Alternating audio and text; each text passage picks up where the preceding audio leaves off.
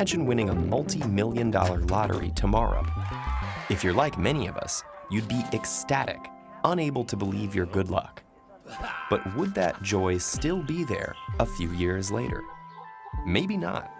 A famous study of 22 lottery winners showed that months after winning, their average reported levels of happiness had increased no more than that of a control group who hadn't won the lottery. Some were actually unhappier than they had been before winning, and later studies have confirmed that our emotional well-being, how often and how intensely we feel things like joy, sorrow, anxiety, or anger, don't seem to improve with wealth or status beyond a certain point. This has to do with a phenomenon known as hedonic adaptation, or the hedonic treadmill. It describes our tendency to adapt to new situations to maintain a stable emotional equilibrium. When it comes to feeling happy, most of us seem to have a base level that stays more or less constant throughout our existence. Of course, the novelty of better food, superior vacations, and more beautiful homes can at first make you feel like you're walking on air. But as you get used to those things, you revert to your default emotional state. That might sound pretty gloomy, but hedonic adaptation makes us less emotionally sensitive to any kind of change, including negative ones.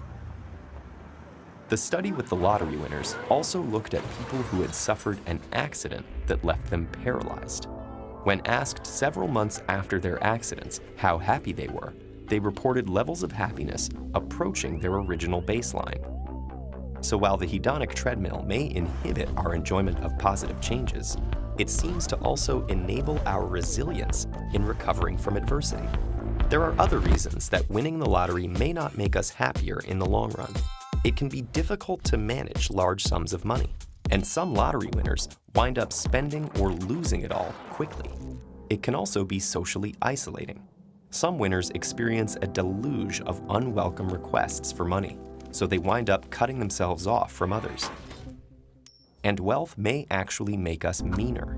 In one study, participants played a rigged game of Monopoly, where the experimenters made some players rich quickly.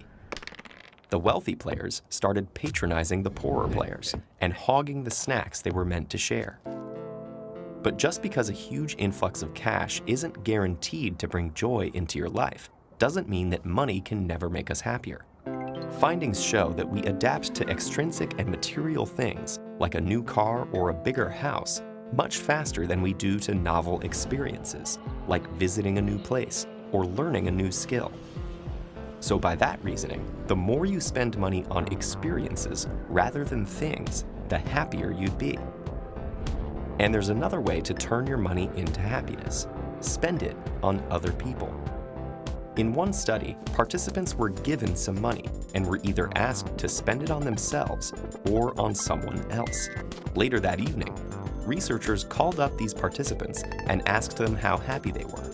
The happiness levels of those who had spent the money on others were significantly greater than that of those who had spent it on themselves. And that seems to be true around the world. Another study examined the generosity of over 200,000 people from 136 countries. In over 90% of these countries, people who donated tended to be happier than those who didn't. But this all may be easier said than done. Let's say $1 million falls into your lap tomorrow. What do you do with it?